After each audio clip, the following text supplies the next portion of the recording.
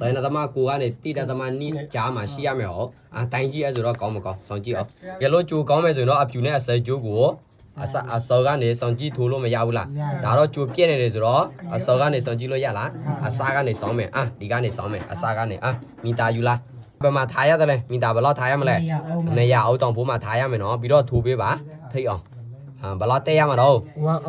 ဝမ်အောင်ထိုးပေးလိုက်ပါဘယ်လောက်တက်လဲပြလောတော့မကောင်းတာကြာပြီနော်တော်ရင်တမရှိလောက်ပဲနော်အဲဆိုတော့တော်ရင်တမကိုကနေတိတသမနီကြားမှာရောက်လားမရတဲ့အတွက်ကြောင့်ဒါတော့ကောင်းသေးလား